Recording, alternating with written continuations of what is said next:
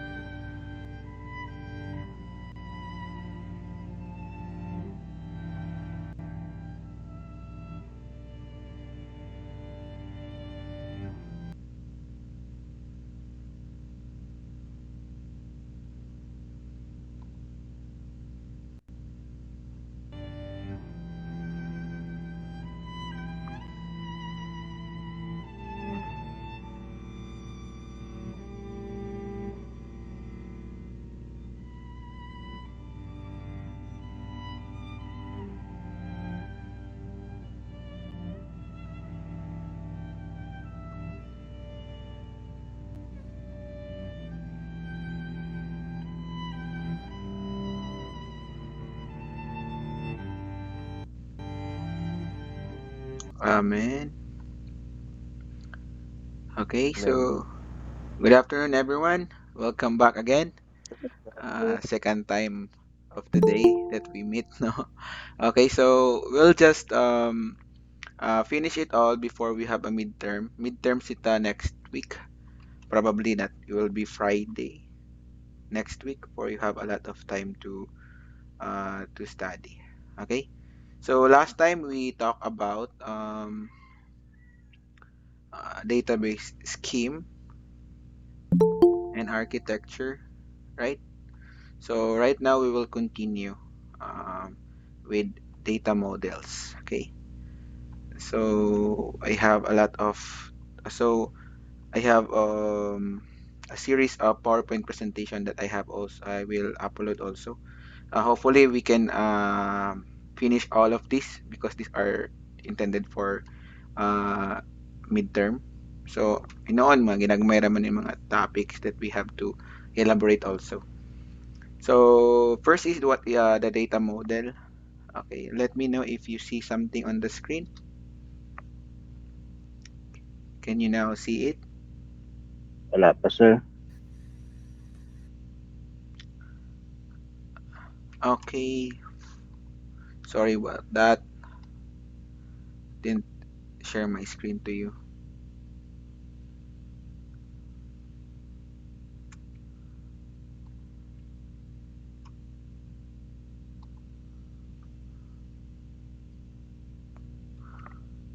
Let me know if you can now see my screen. Yes, sir. Yeah. So, while last meeting, no, we just have a game for this one. Um, so we didn't even finish this PowerPoint presentation. Okay. So what is data? So going back, right? Before we start, is it now final? The one that we have set every Tuesday is our meeting day, right? Tuesday 3 to 4. Final lagi na siya. So karon ra we meet this time. It is because I thought last yesterday was a holiday.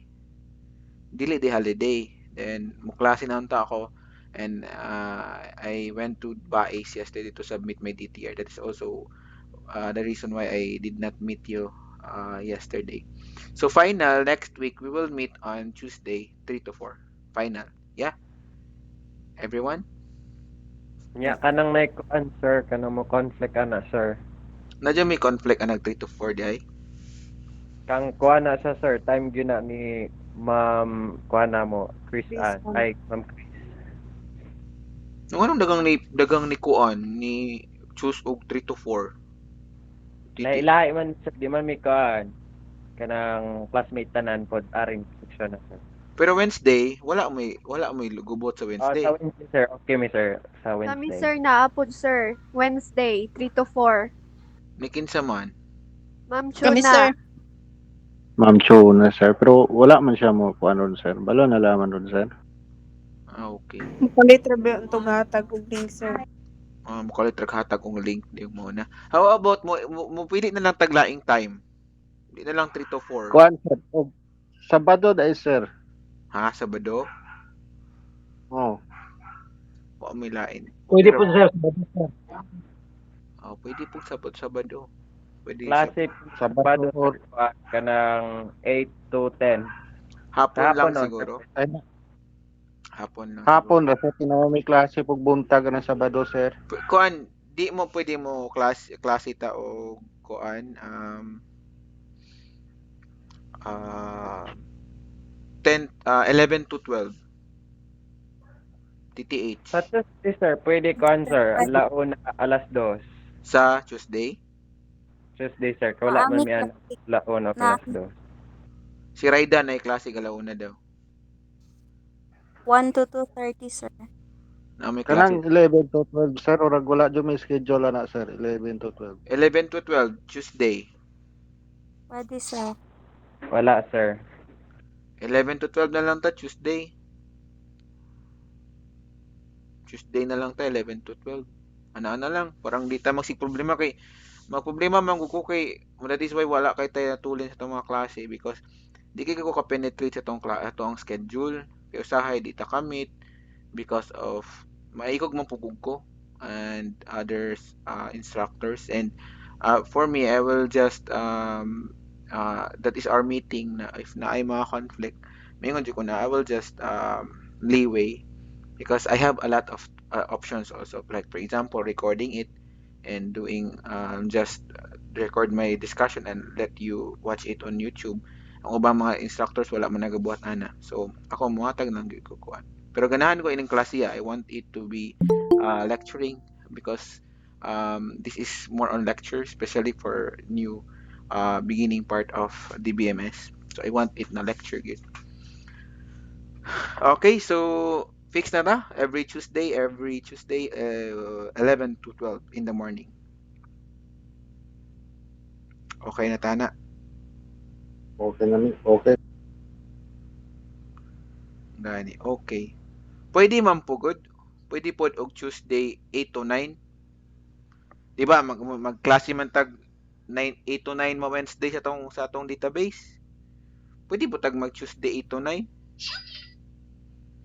sa Kana na lang, sir. sa buntag pero wa gyud problema kay ako ara po ng klase ma-conflict ana sa At to ang OOP. So ana na lang sa Tuesday 8 to 9 ta magklase. Yung sa database, yung 8 to 9 po ta pagka Wednesday sa OOP. Ana na lang para ma-fix din nato. Kay basig walay problema. Kay murag wa may problema ang 8 to 9. lain. Wala, sir. Lamihan na, sir. Ha? Okay ra na 8 to 9, Erehel and Costanyo? Sa ako sir, okay ra sir, ambot lang sa uban. Sir, Okay na sir. Okay, okay ra man. Costanyo, sa man mo na kay klase 8 to 9 Tuesday? Dili, okay ra, sir. Okay ra, okay ra. Si ano na lang 8 to 9 na lang para sure ball. Kung di walay masalaag na to. Yes, sir. Yes, sir. Na lang, sige, sige. Okay, so going back to our class. Okay, so give me what is data by the way. It is also a recap.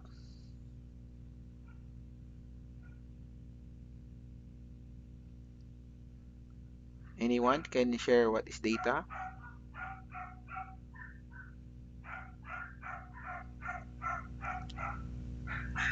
Okay, data is a Say row. collect record or information, sir. Okay, is a collection of raw info.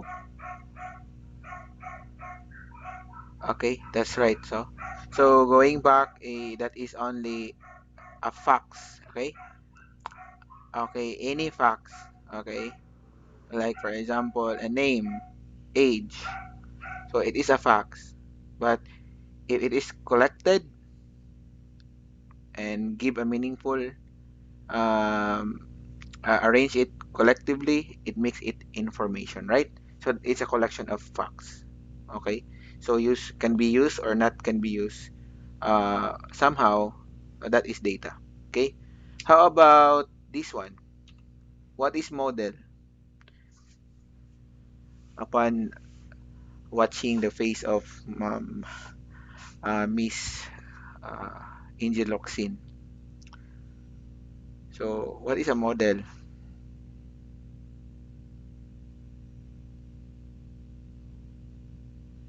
in your own idea?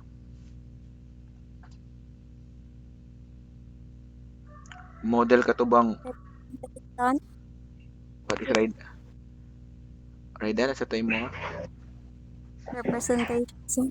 uh, representation, a role. Okay. Like Sir, imong suhiran. sir.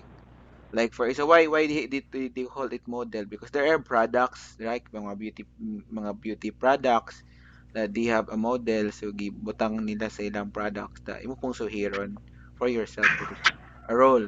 It's the one that probably that is our model will help us, no? So it's the same thing in our class. Probably model is just a way that we will use and we will follow. It is a model. Okay? So dili tong model na magrampa-rampa, no? A model that we will use or follow. Okay? So basically, what is a data model? Combine that combining the two. Okay? So Representation of data, sir.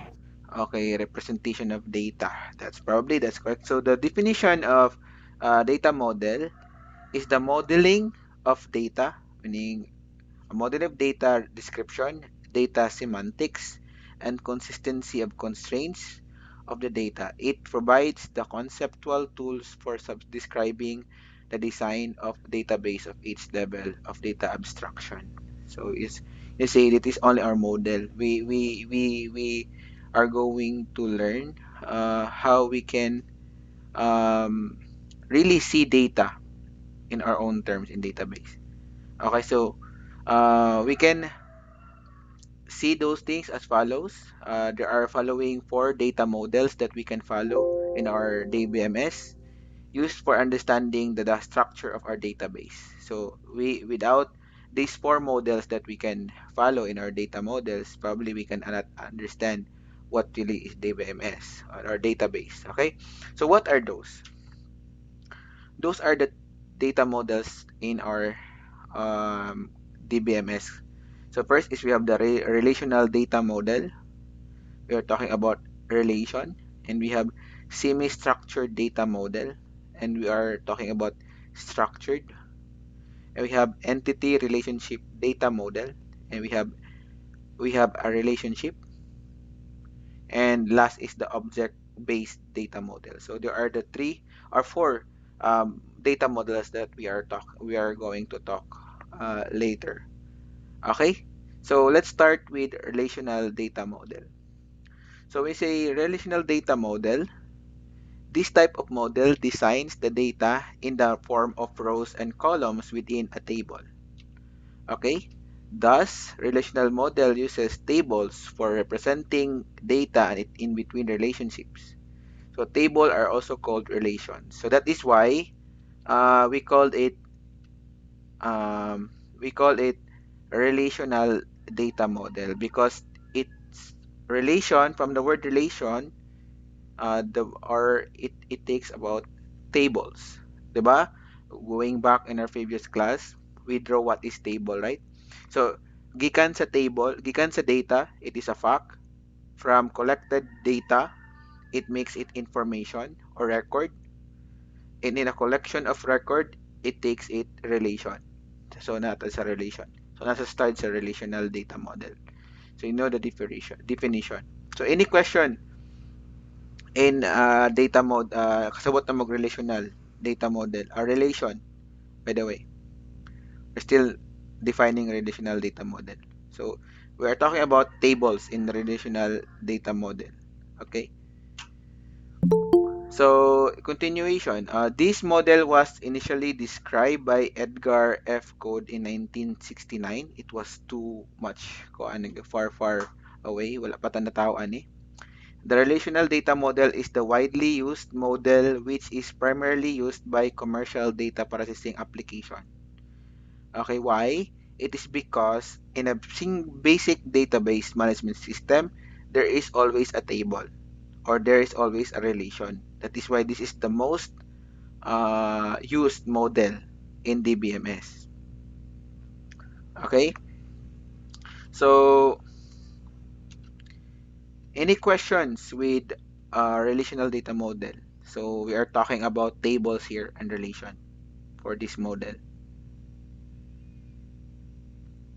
Any question?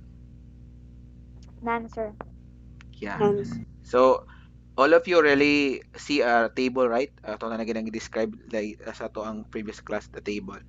So it has a rows, rows, and we have also columns.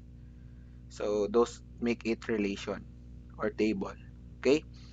So entity relationship data model. So entity relationship data model. So an ER model, or a shortcut for entity relationship is ER, is the logical representation of data as as objects and relationships among them. These objects are known as entities, and relationship is an association among these entities. Okay, so this model was designed by Peter Chain and published in 1976 papers. It was widely used in database design. So it is used for designing. So meaning wala pa ta kaga mag database, gigamit na ning ato ang ER data model. So I can see some, okay. So it is a set of attributes describe the entities. For example, student name, student ID describe the student entity, and a set of same type of entities is known as entity set, and the set of the same type of relationship is known as relationship. Okay, so let I will just give you this only this one is diagramming. So probably later on we will have this diagram. So when we say entity, going back on our definition here. Good afternoon, sir. Good afternoon. So sorry for that. Okay. Sorry, I have to. I'm I closed my slide.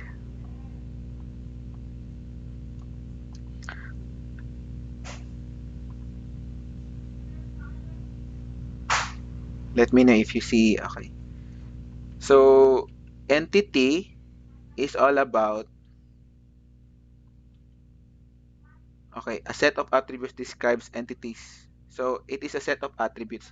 So it is the same in our OOP. Di ba natay attributes? Can you familiar with those attributes? There's a class.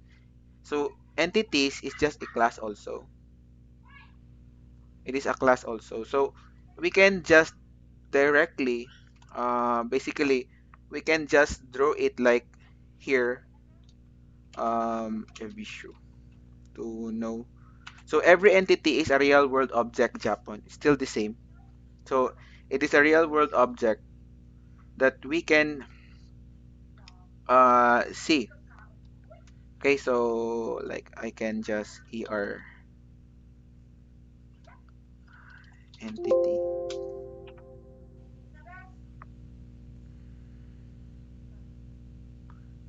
Okay, it's in the database notation. So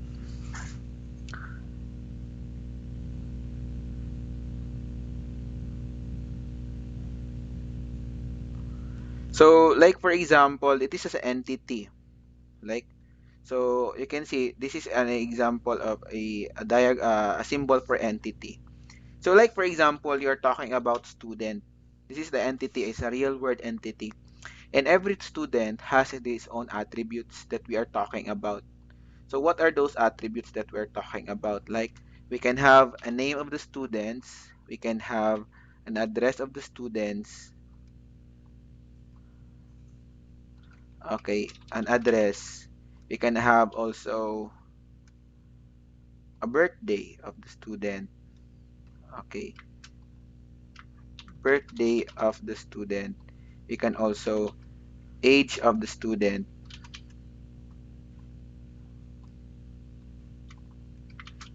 age of the student. We can also have, okay, the course, the year level, and so on. Okay, so those are attributes, and those attributes associate with the student, and these attributes describe the student also. It's just like an ROOP, like this is the class and these are the attributes, the class attributes.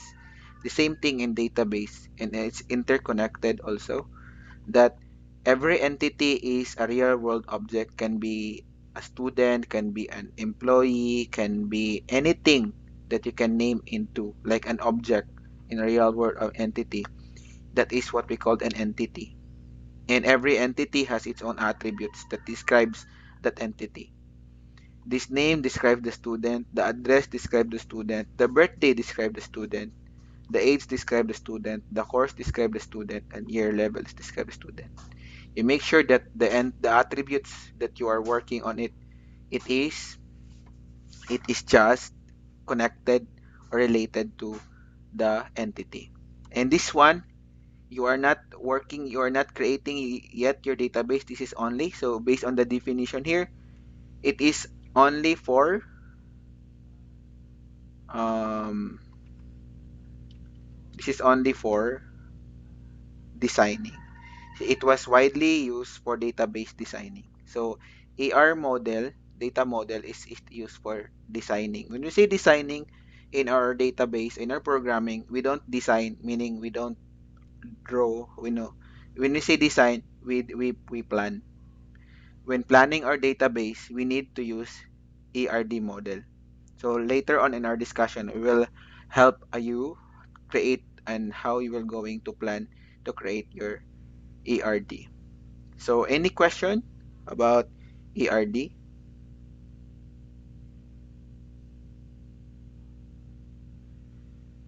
Question for the ARD?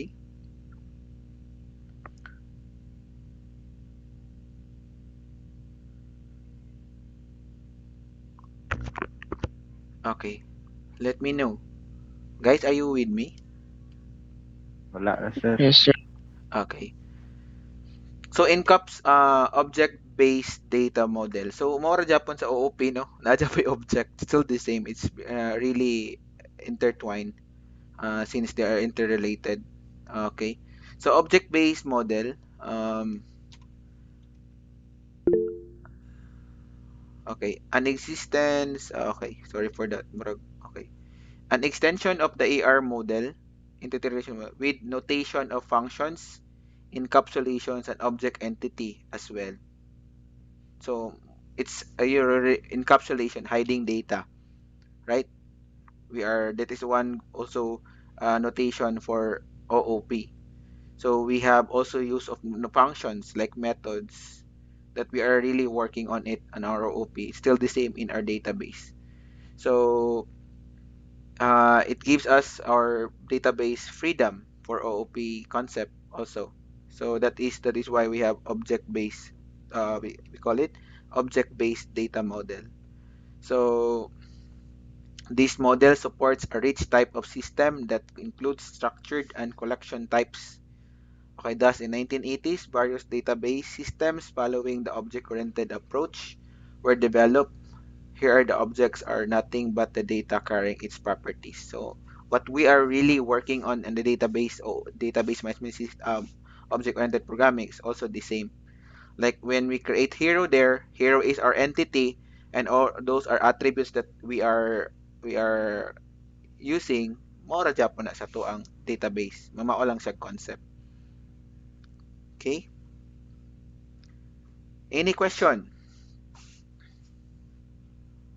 And last is the semi-structured data model. So this type of data model is different from the other three data models. So atong explain ganiya. So the semi-structured data model allows the data specification at places where the individual data items of the same type may have different attribute sets. So the extensible markup language known as XML is widely used for representing the semi-structured data. So although XML was initially designed for including the markup information to the text document, it gains important because it ups of its application the exchange of data. So probably you can you can really get understanding of those on the actual development. So this is one good advantage of um, having those kind of functionality in the database, the use of XML. It makes our work lighter and efficient and faster also. So that's it for the four data models. Any questions, clarifications for the four data models that we explained a while ago?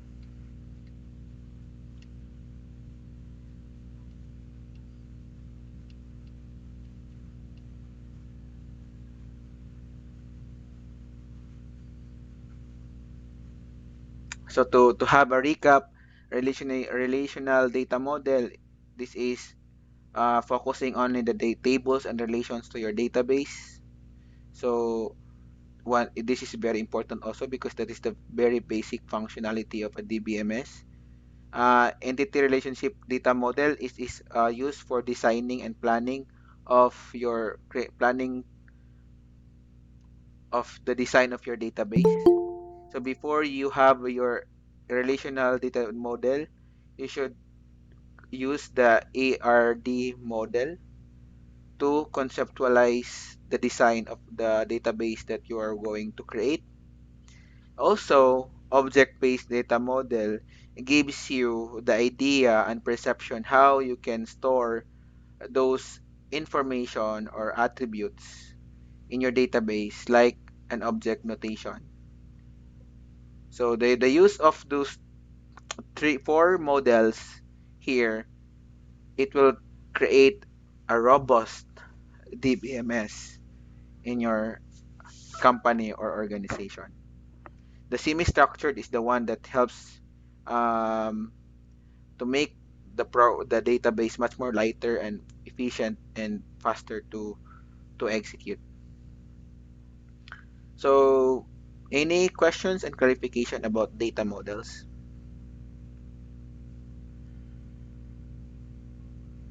None, sir. Okay, no question. So, kaning ERD model more on diagramming siya.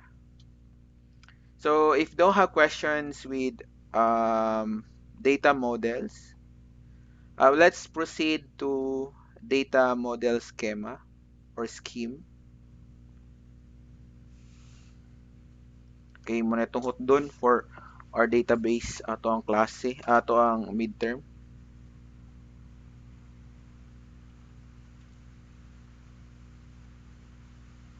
So we have data model scheme and instance. Okay?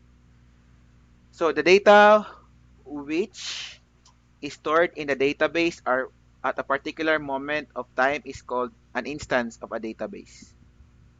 So one good example or synonyms for instance of database is record, or another term for that is tuple.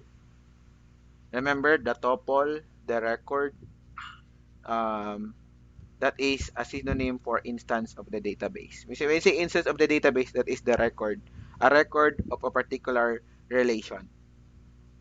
Okay, so next,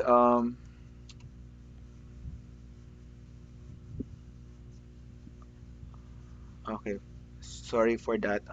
Probably my PowerPoint is loading. I don't get it why it's loading. Can you still hear me? Yes, sir. Yes, sir. Yes, sir. Yeah.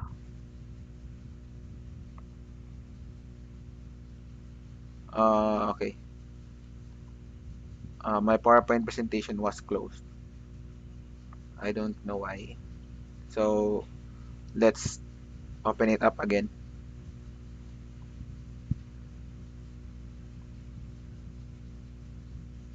Walay ulan sa inyo? Dagom ra, sir. Ulan Sir. diri, Higdalot sir. Ulan, sir. Ulan, Maligsik sir. tayo, maligsik ang bahala ra. Malagi no. Sige lang ga ulan. Hopefully next week dili mag-ulan sa inyong exam. Kusog-kusog po ng hangin, sir. Murag mawala-wala ang signal sa kusog hangin. Yeah, ganyan na ganyan i-burn out gid diri because of the rain.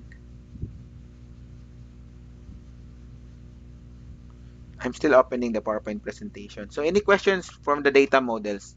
Dali lang na to, upat na to ka data models that we can use for our understanding the DBMS or the database structure.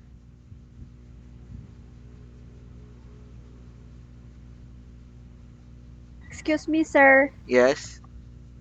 Kanang sa data models, naa po na siya different types. Those are the different types of data models, no upat ka buok. Then wala kay choices ato, but you are going to implement it, the four of those. Maybe three ra gani.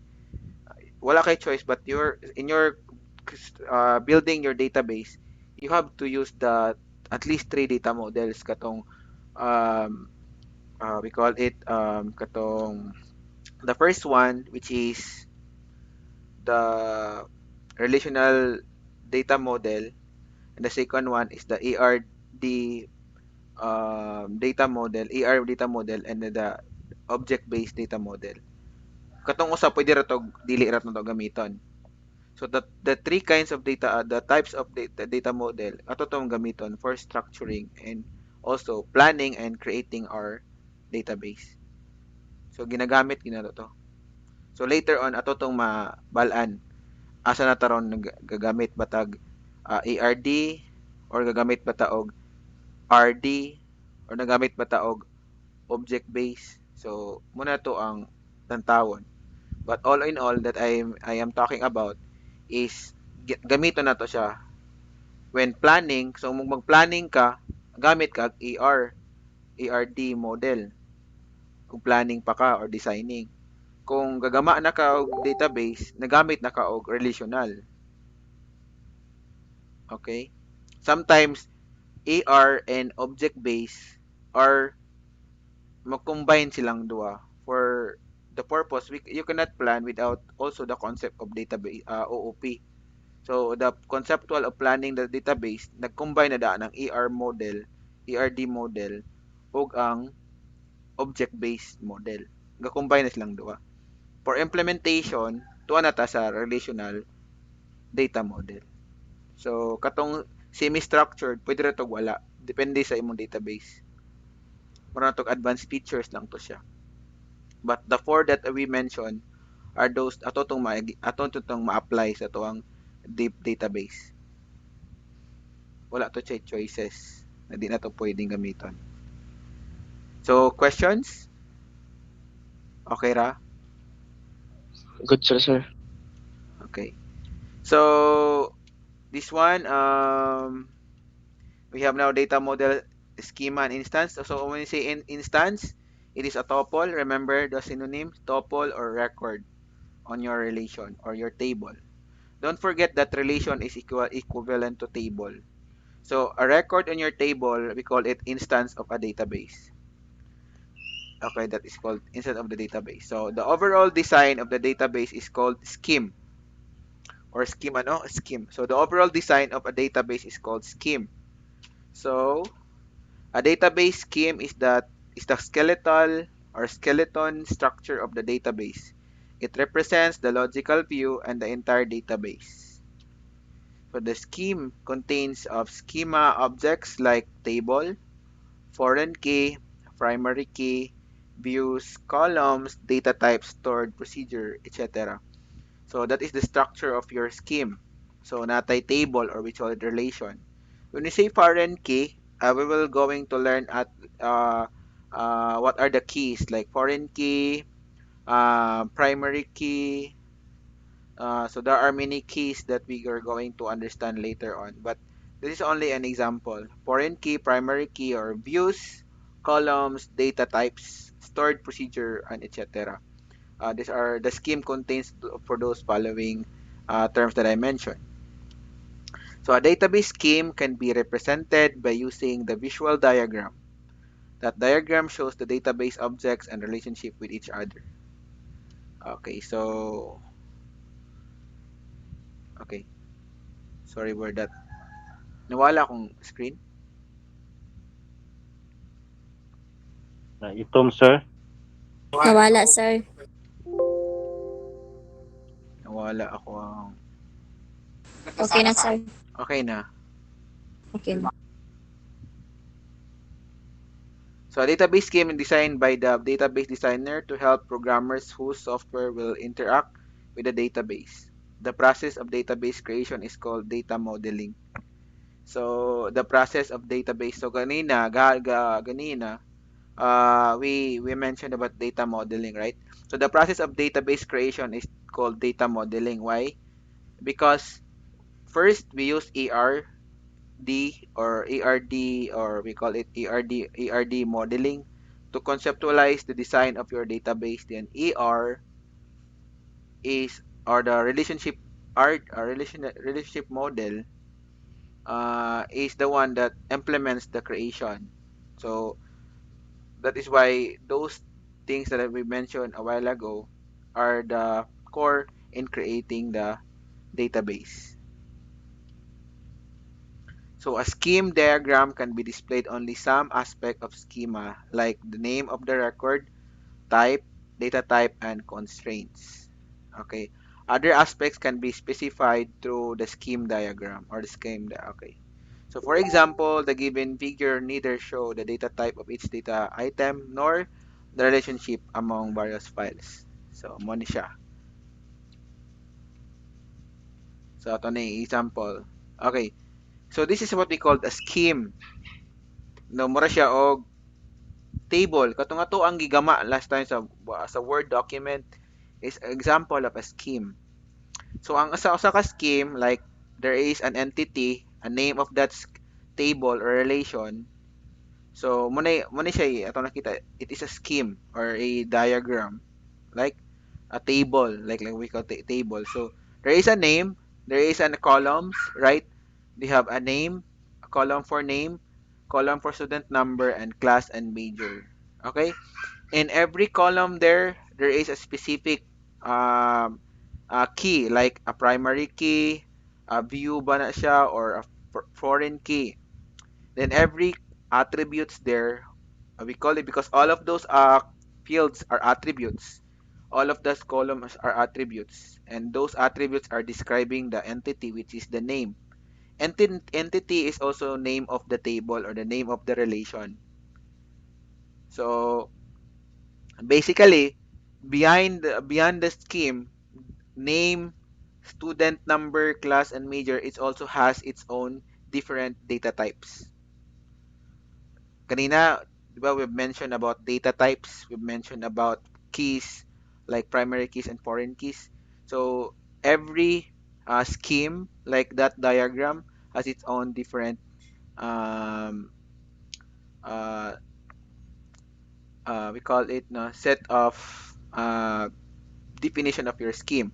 So like another one, we have course name, course number, credit hours, and department. You can also have prerequisite like course number, prerequisite number. Okay, we have section, yeah, section identifier, course number, semester, year, or instructor. We have grade report, we have student number, section identifier, and grade. So those are the tables or relation in our database. So those are, we call it scheme, a diagram. We can identify, we can figure it out. The we call it the view or the conceptual view if you of in your database.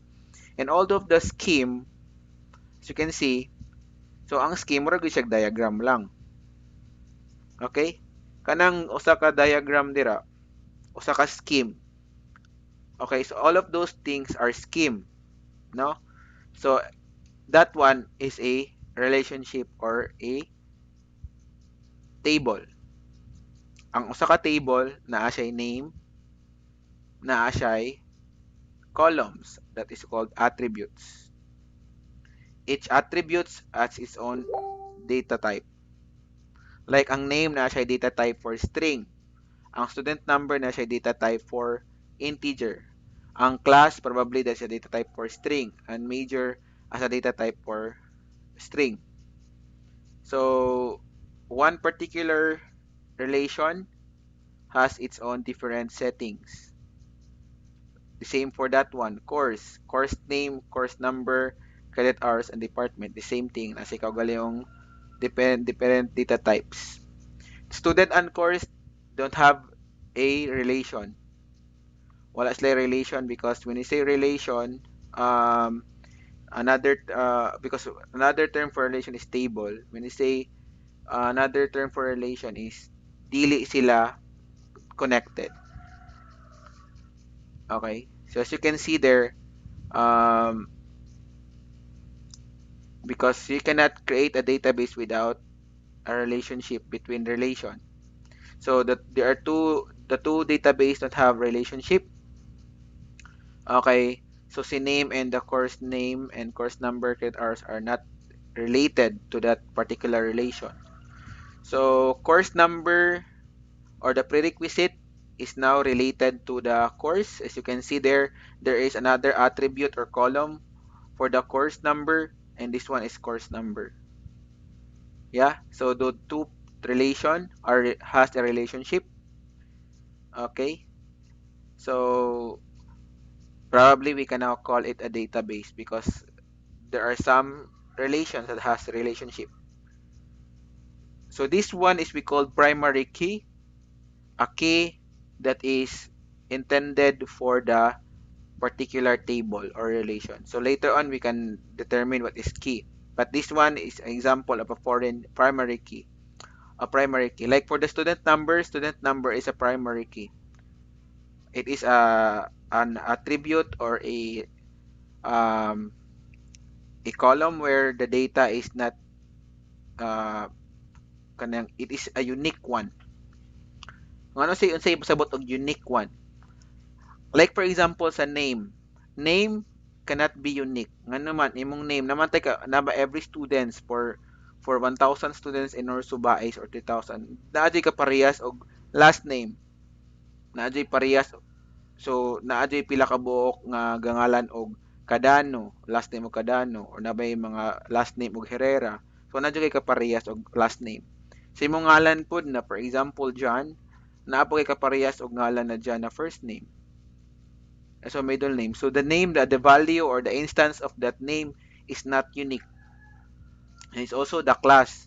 ITS 202, ITS 204, dagang kayong ITS 204 or 202. Tulo ka sections or upat ka sections.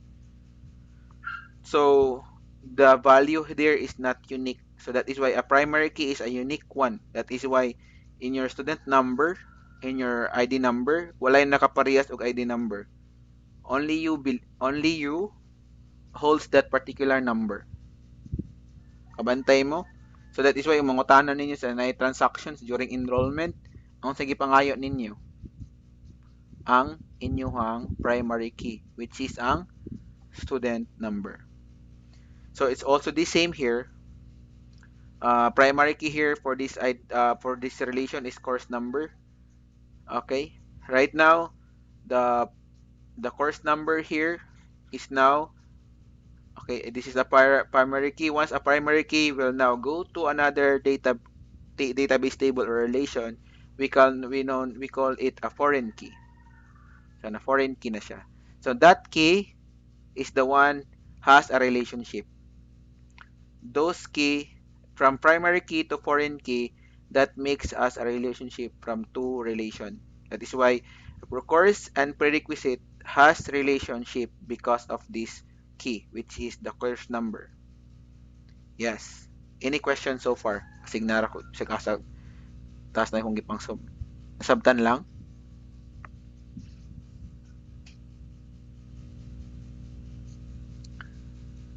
Nasabtan lang, guys? Yes, sir. Okay. So the same with the section, continue section identifier, course number. Again, another one. A primary key here that makes it foreign key here. So now the three relations has its own relation, has now relationships because of this key. Okay, gabalik-balik siya dira. The more magbalik-balik siya into particular relation, it makes that there are relationship among those relation. So the three tables or relation is now having a relationship because of this key. Yeah. So again, the student number is still not connected for either of the three, right? Wala pa siya connected. But there is no way that there is a table there that doesn't been connected. Okay, if there is not connected, it will be removed later. But again, here with the student report relation, we can now see the student number here, right? Student number here connecting every from the student relation. Now section identifier, it is connected with the section. Remember that the section is connected with the prerequisite and course. That is why, because of this table grade report, every table or relation is being related or relation has a relationship. Nakuha ninyo, ang student number is connected with this table. You can see the cursor here that I am moving or hovering. Kita ninyo? Makita ra ba sa inyong screen ang hover ko? Yes, sir. Kita ra, sir. Okay, let's just make ink here. So whatever the student number here, it is connected with the student number here. So that is why student table or student relation is connected with the grade report. Okay, another one, section identifier is now connected with this one section. So now that this table is connected. Now this two table is also connected because this course table here, I don't want this kind of color. Kanina lang. Because of this course number here, okay, just need black. Because of the course number here, it is connected also with the course number here and also here. So that means everything is connected. That is the scenario of the database. So every before you see this scheme, we use data models in creating this one because we cannot really create something like logically this one without planning it. So we plan it nung naka-connect na silang tulo because we plan it first. Wala na siya ingon na ni-connect na sila by accident. We plan it while they are connected. So how many tables we have right now on our screen or relation? How many? 5. Are they connected? Yes, sir. Yes, sir. They are connected, but somehow they are directly connected and somehow indirectly. Like this one student number and the student, the grade report and the student are connected directly. This grade report and section is connected directly, but this student report is also indirectly connected with the prerequisite and course. We can see what indirectly, no? Even though wala sila naka-connect, sila lang to naka-connect, but because of this, everything is connected. Questions and clarifications. That is what is data model uh, schema or scheme. So basically mo na ito makitaan na scheme, data model scheme. It's more like diagrams, a table diagram or figure. Any questions? So we just explain it, but later on in our course we will going to create like this one. So right now we are just understanding the concept.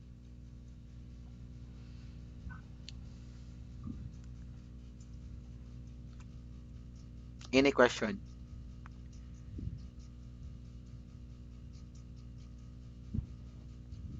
Let me And know. so far.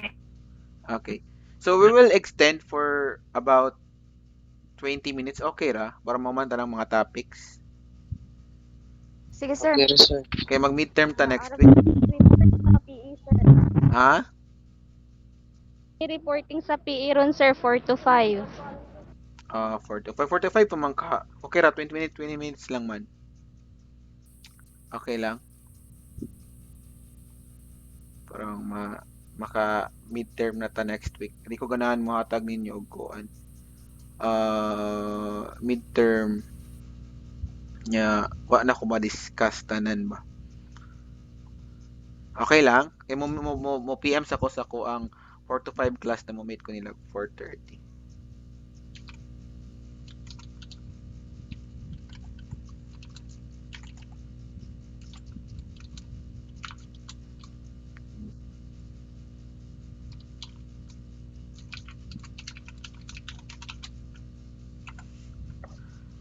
Okay, so any questions, clarifications? So we can now move to another topic. Proceed, sir. Yeah. Okay, thank you. I'll just keep all of those. So we are now going to data independence.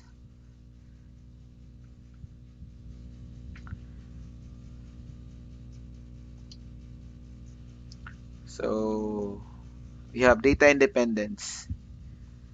So data independence can be explained using the tree scheme architecture. Okay. So data independence refers to characteristics of being able to modify the scheme at one level of the database system without altering the scheme on the next higher level. So as you can see, these are the three level scheme, right?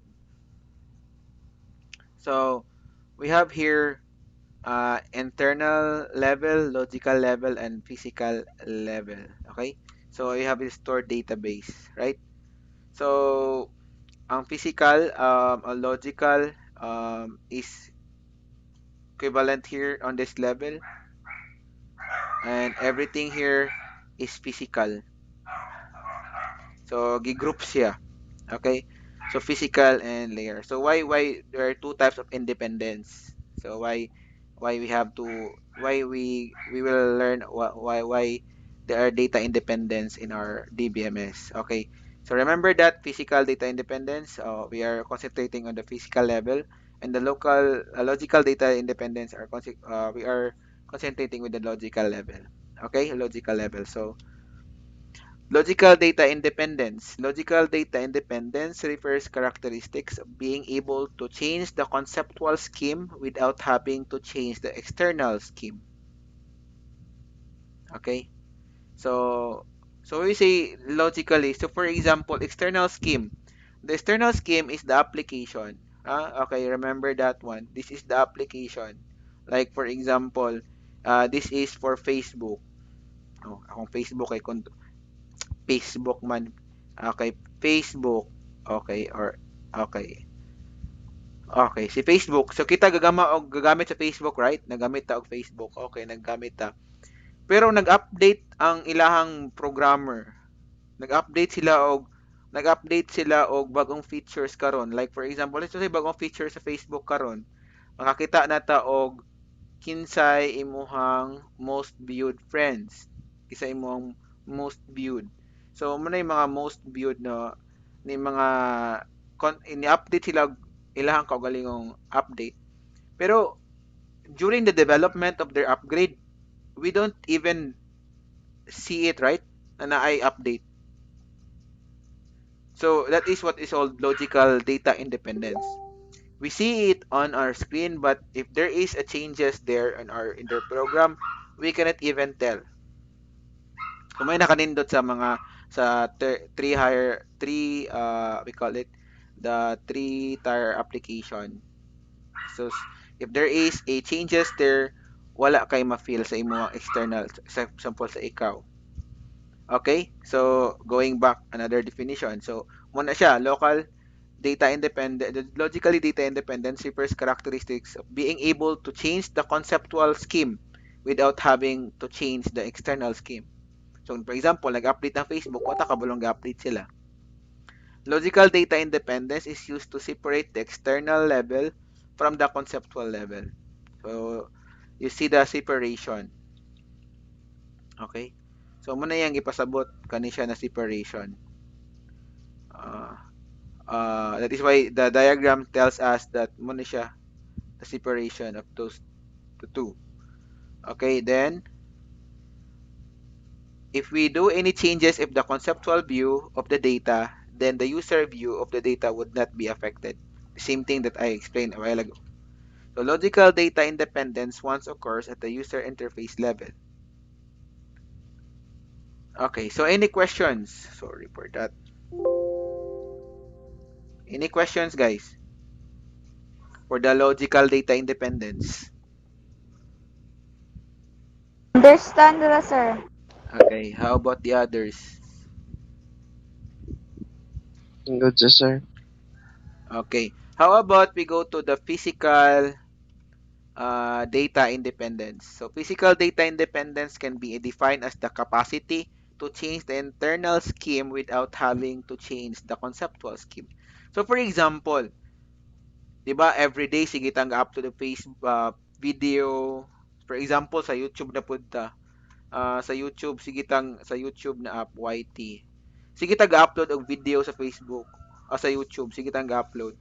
So naagri sila yung capacity na sila yung hardware, di ba? Natay physical storage level. Like kasagaran natong gigamit is hard drive, HDD, hard disk drive, na puntay na sila SD, single state disk drive. So those are storage devices that use. So those are the physical one. So the more ta mo upload og mga application sa YouTube, the more mapuno ilang hard disk.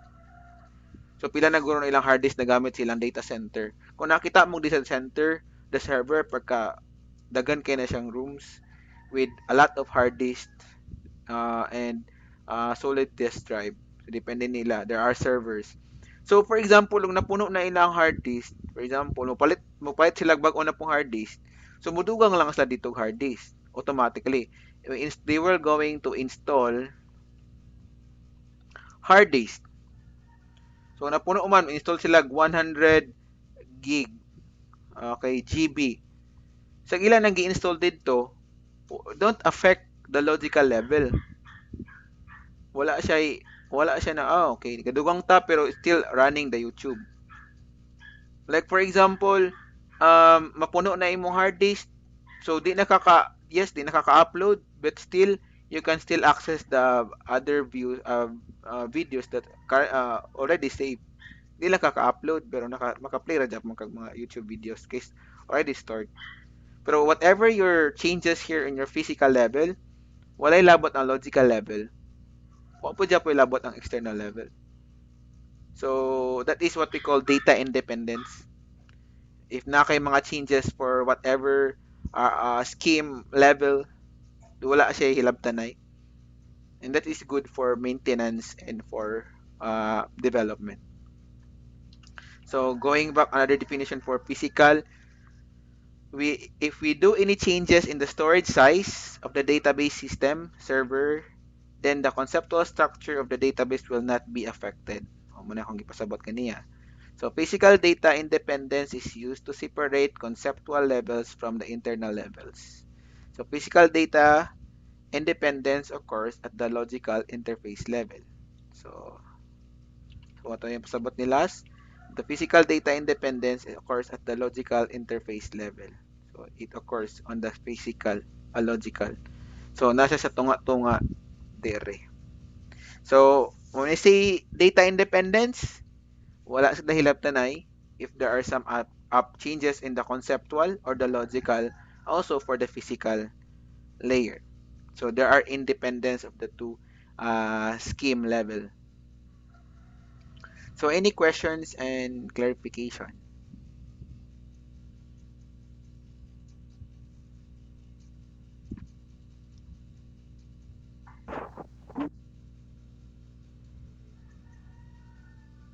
Anyone? Proceed. Abraham, proceed. How about the others?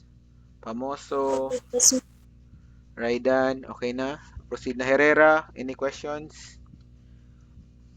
None, sir. Okay, so now we will now proceed to another uh, topic, and these are DBMS languages.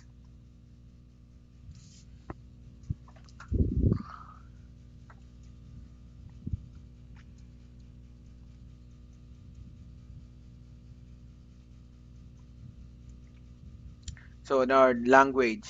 Okay, so database management system language. So there are language in the database. Like in programming, we have languages like C++, Java, Python. What are those things na commonly uh, common programming language out there? There are many, right? So there are also database management system language. So we need to learn what are those languages incorporated with our database management system. Okay. So a DBMS has appropriate languages and interfaces to express database queries and updates. Okay, so naghanap na itong tulunan day sir, no? So mo ni the bag languages, so database. So database languages can be used to read, store, and update the data in the database. So these languages can be used. So we cannot read, store, and update data in the database without these languages. Okay, remember these languages.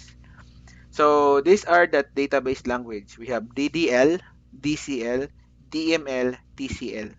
So this is four, and we are required to learn those things.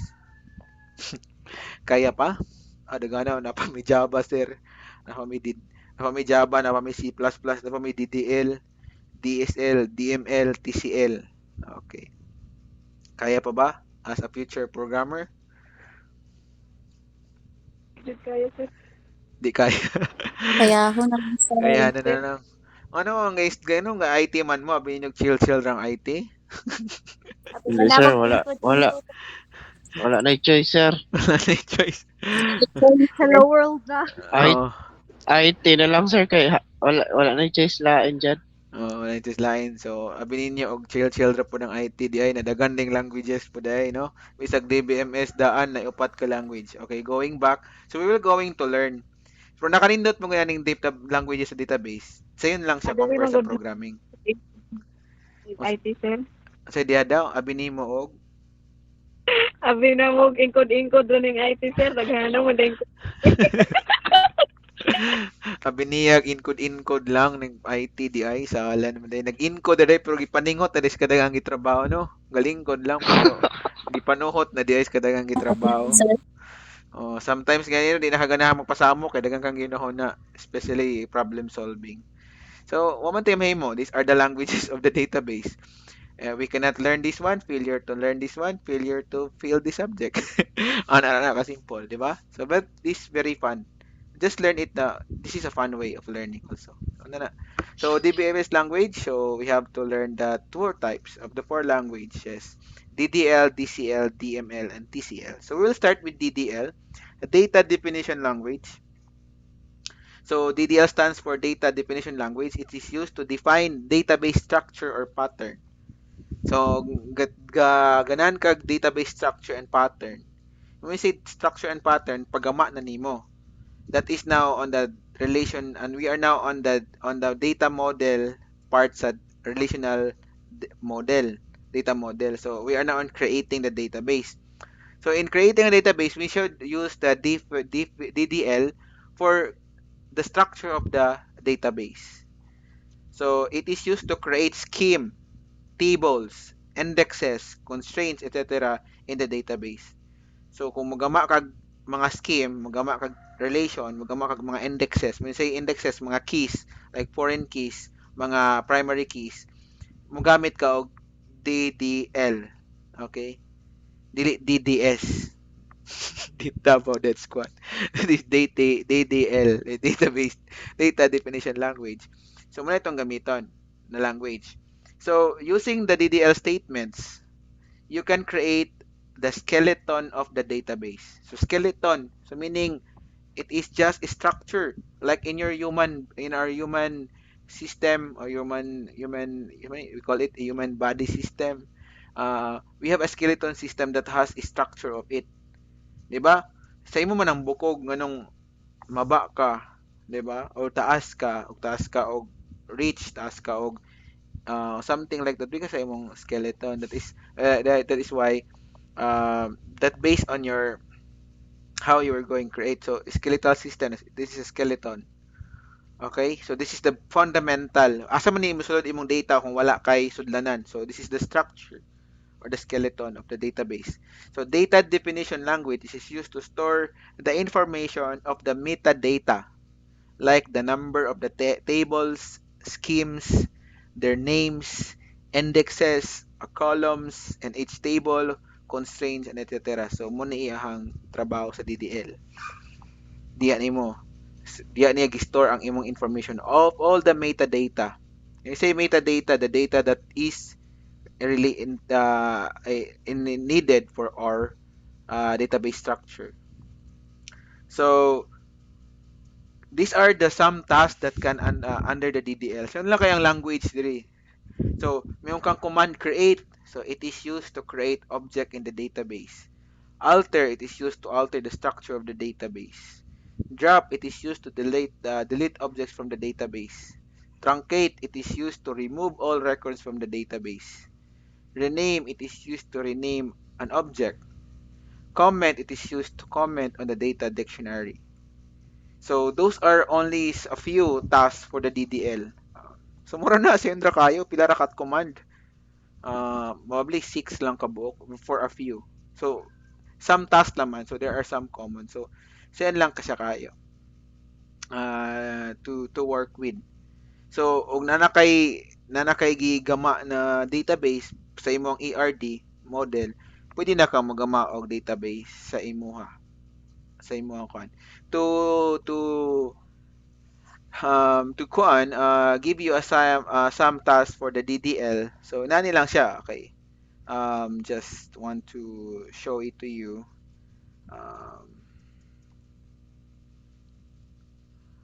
Can you see it on my screen? Yes, sir. Okay. I'll just use my database DBMS in my screen. So to show you what is really those DTL language that we have, you are going to learn. Okay, start with that one. Klaro ra, ma-zoom lang ninyo. Ma-zoom lang ninyo, guys. Ma-zoom lang, dili. Maklaro ra or Mas sir. ma-zoom ra. So basically, these are the things that muna ako ang gipakita ninyo way back then. My PHP mail, which is the database that I have in my laptop. So it takes my laptop to respond also. So these are my database. Why? I have here my database in the left side of my screen. If you can zoom in, these are the database that I created in my. So these are the structure. So that is why I am talking about structures. Like for example, for final, so those are the scheme for the final table. So we can have my tables there. So student, this is my relation student. So as you can see, there is a structure. Yeah, you can have the structure. So meaning the structure of this table, di dapita magamit niyo si DDL. So like for example, the column for ID has a type, right? There's a name for that one. That is a type also. The data type, age also. So the creating of data and the database are nasa DL. Like for example, kung magama akong new table. So I'll go to the server, for example. And kailangan ko magama og database sa inyo.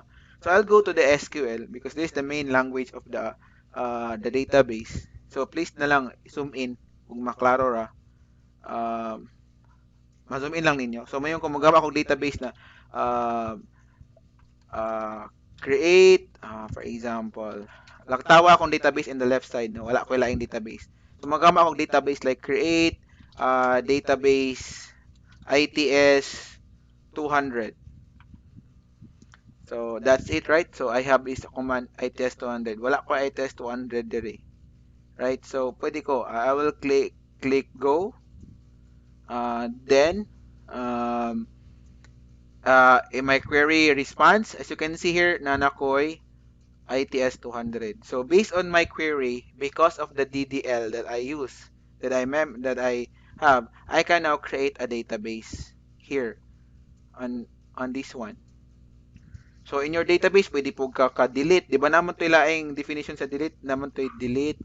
Di ba? So pwede drop. Drop is the database to remove. So ano dyan po ka, if ganahan ka i-delete ni mong ITS 200, so you can also use the keyword or the DDL language for deleting the database. So in here we can see like mingan lang ka drop okay database okay then ITS 200. So lang tawan niyo sa akong table, you can see on the left side I have here my list of database in my DBMS. When I click go, um, it will now load, it will now return. So as you can see now, nawala na ITS 200. It's been now removed. So inana lang siya ka importante for us. So any questions about the DDL?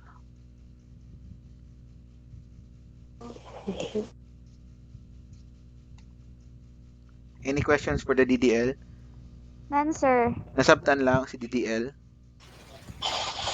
Oh, natay Yes, sir. alter. Huwag yung access. Okay, so muna siya. So the structure of the database muna iya. So these commands are used to update and the database scheme. That's why they come under the database definition language. So muna siya. So next is the data manipulation language, the DML. So DML, so data manipulation language. So DML stands for data manipulation language. It is used for accessing and manipulating data in the database. It handles user requests, right? It's a user request. Like here are some tasks that come under the DML, like select all data from the database, insert data into the database, update data in the database, delete data in the database, okay, and merge it from perform upsert, for example. And those are call it use. So there are many. So when you say DML, data manipulation, you are now really not on the structure but on the data. So like for example, like what I am going to show you karon na pod. So ganiya is more on structure naman ta. Like for example, I have here a previous database like here for kani DBMS practice, for example. I have here database here. So remember that every database there is a two side of a coin. Remember that one. So a database has a structure and the database has a data. Always remember that. So if you always think that a database is a coin, no? Ang coin ba, 'di ba? Or any bill like a paper bill, nay loyog atubangan. Dili pwede ang usa ka kwarta puro ra atubangan, walay loyo. So you can here see that in this database I have here two relationship. There are two tables. So in one table, we can have always remember we can have the structure, the other side of the coin, which is the structure of this table. You can see that is the why we have the name of the table, the column of the table, and the type. This is intended for the DDL, the data definition language.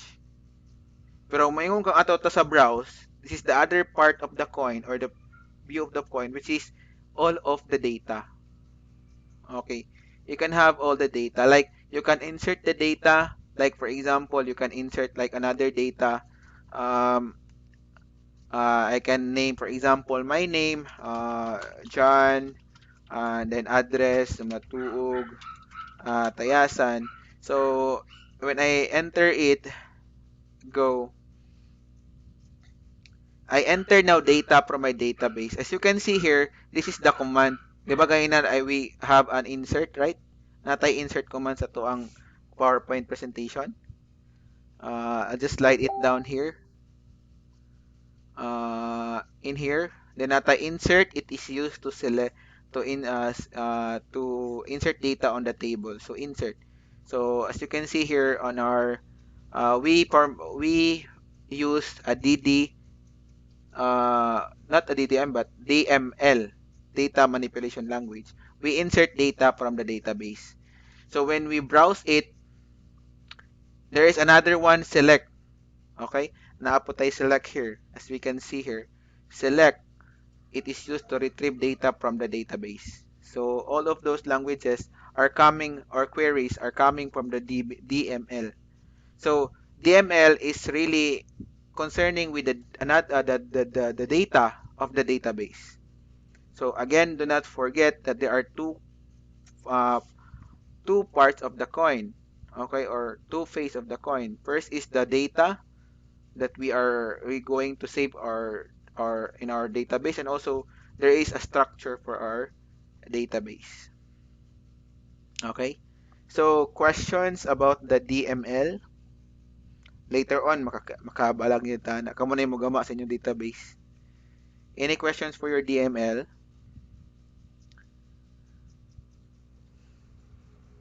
Wala questions sa DML?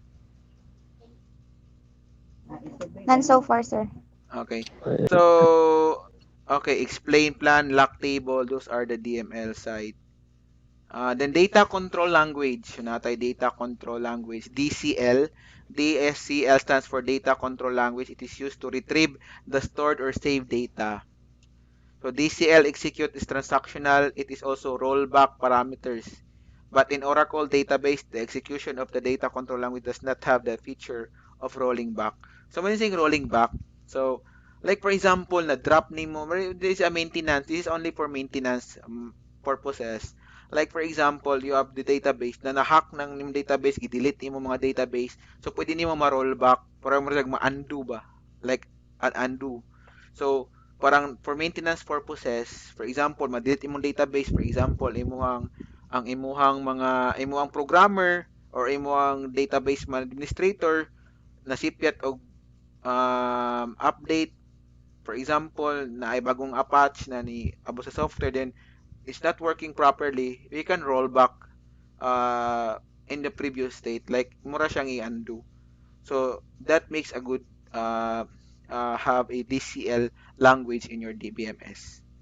So yeah, grant, it is used to give a user access privileges to the database. Kabantay mo totong definition sa una na you have different access from the database, even though you are connected with the database, but all of you doesn't have different access. Also, the DCL controls that one. Grant, it is used to give user access privileges. Revoke, it is used to take back permission from the user. So those are the things also for the DCL. So dili nimo pa-access ang usa ka user for that particular table because marayan table is for only that particular table ng trabaho. Di lang siya koto. And lastly, for the okay, so natin mga concert. So maka-revoke sa, for example, di siya ka-connect, ka-insert, use, execute, delete, update, and select. Those are things that can used for the DCL. Na ibang user na dili ka connect sa database, di ba? Ibang user dili siya ka-insert, only for viewing. Na ibang di siya pwede ka-delete, especially dili pwede ang delete. Only the administrator can delete and also can update. So everything is being controlled for the DCL. And transactional control language, the transactional control language, TCL is used to run on changes made by the DMS statement. TCL can group into a logical transaction. So here are some other commit na kunwari rollback. So it is used to save the transaction in the database. Then it rollback is used to restore database original scenes of the last commit. Matindi kung ipasabot niyo ganiya na mo rollback lang siya. Like for example, kung naay ma-delete na di siya sa TCL, di siya sa other language. So if naay mga changes sa database, pwede mo siyang i-undo, mo siyang rollback. So basically, any questions, clarifications with the 4 languages for the database? And I hope wala ko'y time. Dili ra ta kutob sa to ang database ato ang midterm.